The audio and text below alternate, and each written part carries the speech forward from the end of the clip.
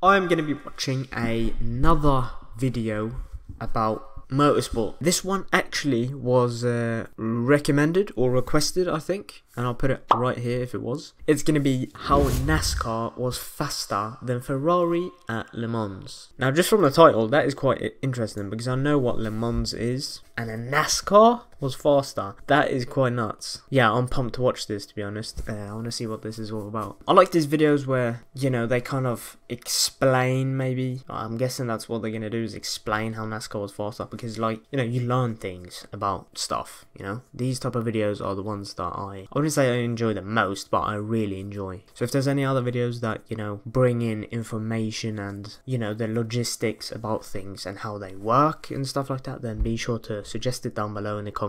You know, you could be like that guy that I just put up on the screen. Now, if you enjoy the video and you don't cringe to death by my, you know, comments and actions, then be sure to like the video and subscribe to the channel as well. I really appreciate when people subscribe and like the video. It really helps me out. Right, let's just get right into this video. Look at this. Yep, that's a NASCAR stock car. Ooh, that's a nice looking NASCAR. And prototypes at Le Mans. And they were quicker than Ferrari, Aston Martin and Porsche. Whoa. It's a next-gen Camaro that has been adapted to work at Le Mans. But if you missed it, you might be a bit confused about how this came about. NASCAR has changed a lot recently with newer, more aerodynamic cars, just like in the movie Jackson Storm. Yeah, thanks a lot of wheel nuts rather than Cars 3 was a good movie, nuts man. that they used to run. They've even moved to more F1 looking tyres rather than the old style sidewall ones. Also adding a rear diffuser. So they're getting more aero into the cars and making them more for stock cars. But one of the bigger changes is that they're running more road courses than they used to, racing at tracks like Circuit of the Americas, Watkins Glen, and a favourite of mine, the Charlotte Roval. So, stock cars aren't just for turning left, and they've shown that in recent seasons. But not in the same way that GT cars or prototypes can handle Le Mans for 24 hours, though, right? So they made a car that could do it. ZL1 Camaro stock car to Le Mans, taking a £3,000 stock car with no doors, no headlights, and a 5.8 litre rumbling V8 to Le Mans. It seems absolutely bonkers, and many fans were excited to see a NASCAR race at Le Mans. I mean, it does really. Like, £3,000. How much is that in kg? I'm not, like, I don't go with pounds. 1,300 kilograms. 1,300. It is quite heavy, but I don't think it's that heavy, to be honest. I've had a lot of drivers say, "Why are you doing?" But compared to an LMP, I guess it's a lot. What's the point heavier. otherwise? If you're not smiling, what's the point of doing it? Lots of people were concerned that the car would keep up on the straights, but be a moving chicane through the corners. The Le Mans organisers even proposed waving a white flag at every marshal post the car drove past to warn other classes it was there. And this is literally the flag that marshals wave to warn you that a crashed or broken car is slowly driving back to the pits. And that's disrespect. Really. And I'm not sure the marshals would have been keen either. But they were so wrong about the 24 car. It was quick. Recruiting Mike Rockenfeller, Le Mans winner with Audi, the NASCAR legend Jimmy Johnson, and Jenson Button. And that's quite a lineup. Wow. And yeah, that is a lineup. They entered under the Garage 56 entry, the experimental entry that we've seen a few times before. Do they do, when it comes to Le Mans, do they do 8 hours, 8 hours, 8 hours? I'm guessing that's what they do if it's 3 drivers. Or can a driver pick to, like, drive more than the other? I'm guessing it's 8 hours, 8 hours, 8 hours, because then you just split it and everyone's, like, as fresh. But yeah, I don't know. The Delta Wing, and we made a video about that as well. So what is that? It would technically be in its own class, subjecting it to special rules. So, for example, no matter where they qualified, they would still have to start. Is this on the NASCAR? Now, although NASCAR races on road circuits, a stock car would be a fair way off the pace compared to a GTE car, let alone an LMP2 or hypercar. So Hendrick Motorsports and Garage 56 set to work on developing a stock car that could work at Le Mans. They had big aspirations, hoping to beat some of the GTE cars. And these are cars that have been developed for years to be incredible at Le Mans, with lots of downforce but very low drag. Something that you need at Le Mans due to the long straights. Le Mans is actually pretty unique as it has several super long straights, but also fast sweeping corners and super it's a big flipping circuit. Jesus. At Le Mans. So, what did they do? Well, the first thing was that the car has to be good at, like, every single part of the car. The standard engine restrictions that apply in NASCAR came off. So in Cup racing, the engine runs at 510 horsepower on the fast tracks and 670 horsepower everywhere else. But Hendrick Motorsports got the engine up to about 750 horsepower. That's 150 more than the 600 horsepower that the GTE cars generally run. They could have actually got more out of it if it weren't for one thing. The engine normally runs for 500 miles or so before a rebuild, whereas in a 24-hour race, this engine would need to have a life cycle of around 5,000 miles. So they capped the RPM limit a little lower. 10 times. Stress on the valve train. But the fundamental components 10 times as much. stayed exactly the same as the stock car.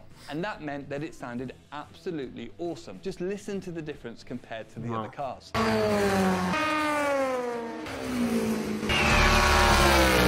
Woo! That V8. It was a V8, wasn't it? But with one difference. They ran a Formula 1 style steering wheel with paddle shift, rather than the sequential Formula 1 steering wheel. Now, with all that power, the issue of stopping the car became a problem. So they swapped the usual steer brakes that don't get used a whole bunch on a stock car and swapped them for full carbon brakes, much like the other cars on the grid at Le Mans. The biggest visual difference on this car is all of the aero. Just look at it. The car has enormous it is real aero. A massive front splitter and enormous canards on the rear. These diplanes work by directing the air upwards, creating an equal and opposite reaction, pushing the car downwards. Something that Brilliant.org explains really clearly in their course on... Okay, bro. You ain't gonna hit me with this, man. Let me just skip this real quick. The aero package was all to create as much downforce as possible. Look at it. The NASCAR look of the it's car. quick around the corners. An enormous rear wing to the car, but decided that's not the NASCAR way. The sound so they of it. stuck with a spoiler, but made it absolutely enormous. The result was that the car created 50% more downforce than its next-gen counterpart. And one other thing they kept the same was the lack of doors. So during the pit stops, the drivers were climbing through the windows. And the pit crew were also... Well, they do that in like all the NASCAR cars, don't they? Air jacks and using a manual jack. Goodyear worked with the team to create a new tyre as well. They understood that the car would be super rear limited, with the hard traction zones at Le Mans as well as the fast corners. So if they ran the standard Cup tyre, they would have to pit twice as often as the GTE cars. So Goodyear designed a custom tyre that's 2 inches wider at the rear. They also had a super clever tyre temperature sensor that is laminated into the tyres rather than the wheel rim. It's lighter and it's more accurate in the data. In the tyre? This car is really a test bed for new technology. Then there was the biggest task. The Cup car runs at just under 1,500 kilos, and for a race car, that is a lot. A full 300 kilos heavier than the GTE. Hang on, how much? A lot. A full 300 kilos heavier 300 than the GTE cars and 500 kilos heavier than the cars. So the team shed 220 that is kilograms so from much the car. heavier. They're getting super clever with materials. Firstly, there are a load of things that this car just doesn't need. Stock cars have special reinforced structures at the front and rear of the car, allowing them to bump draft, where one car can sit in the slipstream with less drag and it actually pushes the car in front forwards. It allows two cars to work together, and it's super common in oval racing. So they bin that, and then they swap lots of panels for carbon fibre. Switch that shit. Yeah, carbon fibre is so much lighter. And also, there was one other thing. This car had to have headlights. And we all know that stock cars run stickers. And the car drove well. It was clear that this Camaro could be a real match for the GTE cars. Oh, it looks so good as well. A real surprise. I have to say, it's pretty fun to drive. it's really fun to drive. You know, I think a lot of people were scared at how slow it would be through the Porsche curve. Then, with a bit more work before qualifying, the Camaro out-qualified the entire GTE field. Jenson Button set a time of 3 minutes 47.9. A proper quick time around this circuit, with the fastest GTE setting a time of 4 seconds. That is impressive. But there's one thing I need to make clear. The GTE field are a closely regulated pack, with massive regulations on aero, power, tyres, the lot. And the NASCAR was completely free of regulation. And the GTE field has a balance of performance, BOP, where limits are put on weight, power, fuel load, and more to make sure all the very different GTE cars are super close in performance. And really the only limit on the Garage 56 car was that the team wanted it to look like a NASCAR. So bear that in mind. Now that incredible qualifying performance caused an issue. The rules of the Garage 56 entry say that they should start at the back of the pack, with the order being Hypercar, LMP2, GTE, Then Garage 56. Wait, but what? Given the pace difference, they were concerned about the carnage of the NASCAR coming through the field in the What's first that for few bullshit? laps. So they let the car start between the GTEs and the LMP2s. And on the race start, the NASCAR absolutely left the GTE field. Wow. And even overtook He a couple of disappeared. LMP2 cars. The car absolutely flew in the traction zones and Wow. on the first half of the straights, but the aero wasn't quite as efficient at the end of the straights, meaning that the GTEs caught them up, but braking was their main issue. Braking is probably the area that's the toughest for us. It's a big thing to try Yeah, and it stop. is heavy, isn't it? Looking so unusual, gonna be harder the to car break was that. a massive fan favourite, with many fans saying you could hear the car coming for miles, with many complaining that it was the car song. keeping them awake through the night. So the car worked Flippin' well at the start of the race, but then Le Mans did its thing. Car skidding Haha, off everywhere. shit, the Garage rain. 56 car held on. Because Love despite it. the tyres, the aero and the lower weight, this thing was a handful. You could see it was super sketchy on braking. Oh, through the yeah, corner you can and see also that- on the that exit. You find understeer. cars with more power than grip are just a real handful. But if balanced really well, they can be incredibly fun to drive. But later in the race, they had their first big issue. The gearbox exploded. All that power had destroyed the gearbox entirely, with Wow, it sounding really? absolutely dreadful. Just listen to this. And this Ooh. was the NASCAR out. Because That's you're not money allowed just to swap flying the up in the gearbox air. at Le Mans. But after asking Burning. nicely, the team actually were allowed to swap it, as they were the experimental entry. So after an hour in the Okay. garage, the car was back out there. But this problem had pushed them back to 39th overall before finishing the race. And just like the Delta Wing, Le Mans had provided the perfect place to try something bonkers in the hope of pushing technology forward. Wow. Check out the Delta Wing That's video nice. just here. Thanks for watching, and I'll catch you in the next one. Wow, that is sick, man. That they let him keep on driving and to finish the race because they're the experimental car. I mean, I'm guessing like that's why maybe it didn't have as many restrictions or some shit, because they said that the only restriction was mainly just to make it look like a NASCAR.